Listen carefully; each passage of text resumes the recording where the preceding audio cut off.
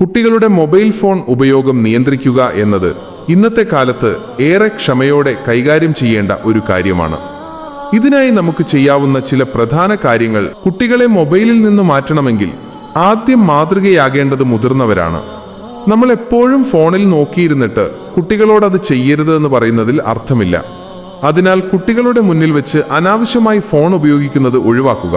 കുടുംബാംഗങ്ങൾ എല്ലാവരും ഒത്തുചേരുന്ന സമയങ്ങളിൽ ഫോൺ മാറ്റിവെക്കുന്നത് അവർക്കും നല്ലൊരു സന്ദേശം നൽകും. മൊബൈൽ ഫോണിന് പകരമായി മറ്റ് വിനോദങ്ങൾ അവർക്ക് കണ്ടെത്തി നൽകുക എന്നതാണ് മറ്റൊരു പ്രധാന വഴി. വൈകുന്നേരങ്ങളിൽ അവർക്കൊപ്പം കളിക്കാൻ പോകുകയോ കഥകൾ പറഞ്ഞു കൊടുക്കുകയോ ചെയ്യാം. വീട്ടിലെ ചെറിയ ജോലികളിൽ അവരെ പങ്കാളികളാക്കുന്നതും അവരുടെ ശ്രദ്ധ മാറ്റാൻ സഹായിക്കും. വായന പ്രോത്സാഹിപ്പിക്കാനായി അവർക്കിഷ്ടപ്പെട്ട പുസ്തകങ്ങൾ വാങ്ങി നൽകുന്നതും നല്ലതാണ്. ഫോൺ ഉപയോഗത്തിന് കൃത്യമായ ഒരു സമയക്രമം നിശ്ചയിക്കുക. പഠനത്തിനോ വിനോദത്തിനോ വേണ്ടി എത്ര സമയം ഫോൺ ഉപയോഗിക്കാം എന്നതിൽ വ്യക്തമായ ധാരണ കുട്ടികൾക്ക് നൽകണം. ഭക്ഷണം കഴിക്കുമ്പോഴും ഉറങ്ങാൻ പോകുന്നതിന് 1 മണിക്കൂർ മുൻപും ഫോൺ ഉപയോഗിക്കില്ല എന്ന നിയമം വീട്ടിൽ കർശനമാക്കാം. ഇത് അവരുടെ ആരോഗ്യത്തിനും ഉറക്കത്തിനും വളരെ ഗുണകരമാണ്. എന്തുകൊണ്ടാണ് ഫോൺ അധികം ഉപയോഗിക്കരുത് എന്ന് അവർക്ക് സ്നേഹത്തോടെ വിശദീകരിച്ചു കൊടുക്കുക. കാഴ്ചശക്തിയെയും ശ്രദ്ധയെയും ഇത് എങ്ങനെയൊക്കെ ബാധിക്കുമെന്ന് ലളിതമായ ഭാഷയിൽ പറഞ്ഞു മനസ്സിലാക്കാം. വെറുതെ വിലക്കുന്നതിനേക്കാൾ അതിന്റെ കാരണങ്ങൾ അറിഞ്ഞാൽ കുട്ടികൾ അത് ഉൾക്കൊള്ളാൻ സാധ്യത കൂടുതലാണ്.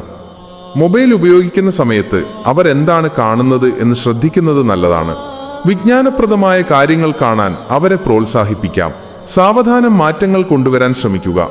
പെട്ടെന്നൊരു ദിവസം ഫോൺ പൂർണ്ണമായും തടയുന്നത് കുട്ടികളിൽ വാശിയുണ്ടാക്കാൻ കാരണമായേക്കാം. ഈ രീതികൾ ഒന്ന് പരീക്ഷിച്ച് നോക്കാവുന്നതാണ്. കുട്ടികൾ അമിതമായി മൊബൈൽ ഫോൺ ഉപയോഗിക്കുന്നത് അവരുടെ ശാരീരികവും മാനസികവുമായ വളർച്ചയെ ദോഷകരമായി ബാധിക്കാൻ സാധ്യതയുണ്ട്.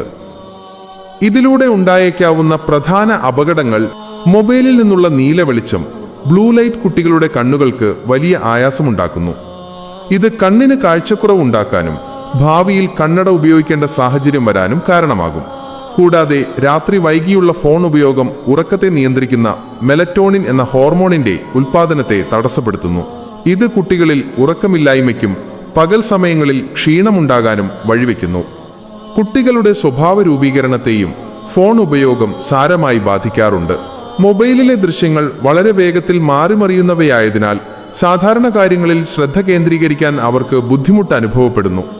ഇത് പഠനത്തിലുള്ള ഏകാഗ്രത കുറയ്ക്കാൻ കാരണമാകും. കൂടാതെ ഫോൺ കിട്ടാതാകുമ്പോൾ അമിതമായ ദേഷ്യം, വാശി, വിഷാദം തുടങ്ങിയ പ്രവണതകളും കുട്ടികളിൽ കണ്ടുവരാറുണ്ട്. മറ്റൊരു പ്രധാന പ്രശ്നം സാമൂഹികമായ ഇടപെടലുകൾ കുറയുന്നു എന്നതാണ്. ഫോണിൽ മാത്രം സമയം ചെലവഴിക്കുന്ന കുട്ടികൾ പുറത്തിറങ്ങി കളിക്കാനോ സുഹൃത്തുക്കളോടും ബന്ധുക്കളോടും സംസാരിക്കാനോ താല്പര്യം കാണിക്കില്ല. ഇത് അവരുടെ ആശയവിനിമയ ശേഷിയെയും കമ്മ്യൂണിക്കേഷൻ സ്കിൽസ്, സാമൂഹികമായ അറിവിനെയും ദോഷകരമായി ബാധിക്കും. കളിക്കളങ്ങളിൽ ലഭിക്കേണ്ട ശാരീരിക അധ്വാനം ഇല്ലാതാകുന്നത് കുട്ടികളിൽ അമിതവണ്ണത്തിനും മറ്റ് ആരോഗ്യ പ്രശ്നങ്ങൾക്കും കാരണമാകുന്നു. ഇന്റർനെറ്റിന്റെ ലോകത്തെ ചതിക്കുഴികളും സൈബർ സുരക്ഷാ പ്രശ്നങ്ങളുമാണ് മറ്റൊരു വലിയ അപകടം. കുട്ടികൾക്ക് അറിവില്ലാത്ത പ്രായത്തിൽ തെറ്റായ ഉള്ളടക്കങ്ങൾ, ഇൻഅപ്രോപ്രിയേറ്റ് കണ്ടന്റ് കാണാനിടയാകുന്നത് അവരുടെ മാനസിക നിലയെ തകരാറിലാക്കും. അപരിചിതരുമായുള്ള സമ്പർക്കം വഴി സൈബർ അതിക്രമങ്ങൾക്ക് ഇരയാകാനുള്ള സാധ്യതയും തള്ളിക്കളയാനാവില്ല. അമിതമായി ഫോൺ ഉപയോഗിക്കുന്ന കുട്ടികളിൽ കഴുത്തുവേദന, നട്ടെല്ല് സംബന്ധമായ പ്രശ്നങ്ങൾ എന്നിവയും കണ്ടുവരുന്നുണ്ട്.